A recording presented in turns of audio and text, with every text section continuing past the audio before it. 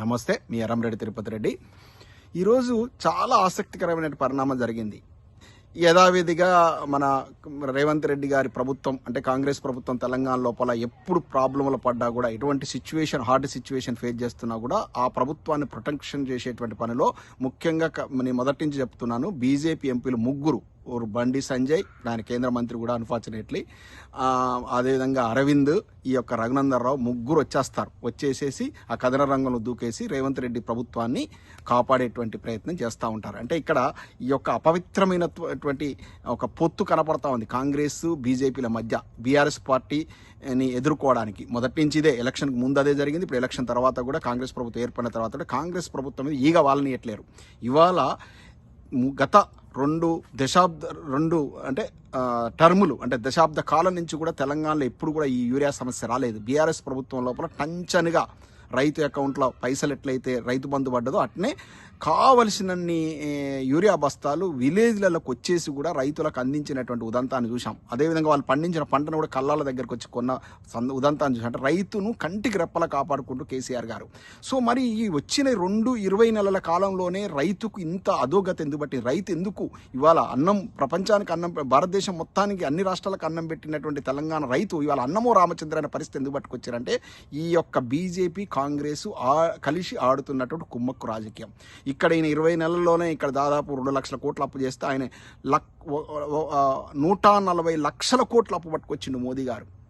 ఈ గత 3 టర్ములు అంటే 15 సంవత్సరాల నుంచి రూలింగ్ చేసి 140 లక్షల కోట్ల అప్పు తీసుకొచ్చారు. మొత్తం ఇవాళ అప్పుల ఊబిలో కూరుకుపోయింది భారతదేశం. అలాగే తెలంగాణ రాష్ట్రంలో 20 నెలలనే ఒక తట్టడి మట్టి వేయలే, ఒక ఇటుక రాయి వేయలే, ఎక్కడ ఒక చిన్న ప్రాజెక్ట్ కట్టలే, ఒక చిన్న బిల్డింగ్ కట్టకుండానే 2 లక్షల కోట్లు అప్పు తీసుకొచ్చేసి నిలువు దోపిడీ చేశారు తెలంగాణ ప్రజానికాన్ని ఈ యొక్క దిక్కుమాల కాంగ్రెస్ ప్రభుత్వం.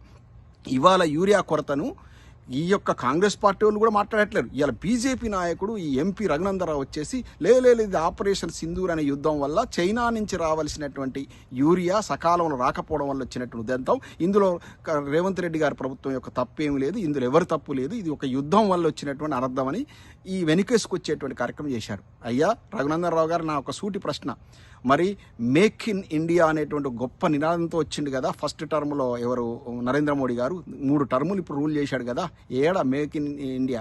ఎప్పుడో ఓల్డ్ టెక్నాలజీ యూరియా అనేది దాదాపు 1 శతాబ్ద కాలం కింద కనుక్కున్నటువంటి పదార్థం, ఏది పంట పొలాలకు వేసేటువంటి ఒక న్యూట్రిషన్. సో ఆ యూరియాను కూడా తయారు చేయలేని దిక్కుమాలిన స్థితిలో ఉన్నామా? పూర్ కంట్రీస్ కూడా తయారు చేస్తున్నారు ఈ యూరియాను. ఇవాళ ఏం మేక్ ఇన్ ఇండియా ఏం చేసిరు? మరి 140 లక్షల కోట్ల అప్పు పట్టుకొచ్చారు మీరు. మేక్ ఇన్ ఇండియా ఏది? ఇవాళ యూరియాను కూడా మన రైతాంగానికి, మన యొక్క భారతదేశంలో ఉన్నటువంటి పంట పొలాలకు యూరియాను కూడా సమృద్ధిగా అందించలేని దుస్థితిలో ఉన్నాం. ఏమన్నంటే మన చాలా జీడిపి బ్రహ్మాండంగా ఉంది, మన ప్రపంచంలో ఒక బలమైనటువంటి ఆర్థిక శక్తిగా ప్రపంచం నెంబర్ 1 పోతాం, అది ఇదని కారు కూతలు కూడా అది ట్రంప్ దృష్టిలో పడడం. ఇవాళ ట్రంప్ ఇవాళ సుంకాల పేరుతో మూత మోగిస్తూ ఉన్నాడు. మీరు మాట్లాడిన దగులుబాజీ మాటలు కాదా, భారతదేశం చాలా గ్రేట్ చేస్తాం, భారతదేశం నెంబర్ 1 అవుతుంది రాబోయే రోజులు అంటే ఆడ కంటగింపైంది అమెరికాకు. నువ్వు నెంబర్ 1 చేసినాడు కదా, ఇవాళ అధమస్థితిలో ఉంది భారతదేశం. ఇవాళ ఎక్కడుంది గ్రోత్? నీకు యూరియా ఇయ్యలేని కనిష్ట స్థితికి దిగదారింది. ఇలా ఎక్కడ మేక్ ఇన్ ఇండియా, ఎక్కడ గ్రేట్ ఇండియా? ఏం చేసిర్రు, ఏం పొడిసిర్రు? పొద్దున్న లేస్తే హిందుత్వ అందరము బొట్టు పెట్టుకుంటారు, అందరం దేవుని పూజించటం. మీ యొక్క కంపు రాజకీయం కోసం మతాన్ని వాడుకుంటున్నారు. మేమంతా హిందువులం కదా, మాకంటే హిందువులు గొప్ప హిందువులు ఎవరున్నారు?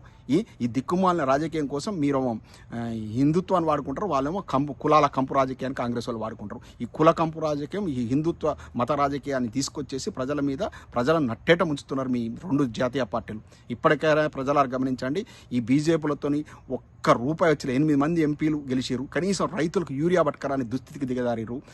ఇక ఈ గత 10 ఏళ్ల నుంచి మరి బీజేపీను బీఆర్ఎస్ మిత్రపక్షాలు కాదు, మరి కేసీఆర్ గారు బీజేపీ ప్రభుత్వం లేరు, కానీ కొట్లాడి పట్టుకొచ్చింది తెలంగాణ రైతు మీద ఈగ వాలకుండా తెలంగాణ తను కళ్ళల్లో పెట్టుకొని చూసుకున్నాడు. ఇప్పటికే డిఫరెన్స్ చూడండి, బీజేపీ పార్టీలో ప్రభుత్వం లోపల బీఆర్ఎస్ పార్టీ లేకున్నా కూడా రైతుకు టంచన్గా యూరియా ఇచ్చిందంటే అది మన తెలంగాణ దమ్ము, మన బీఆర్ఎస్ పార్టీ దమ్ము, మన కేసీఆర్ దమ్ము.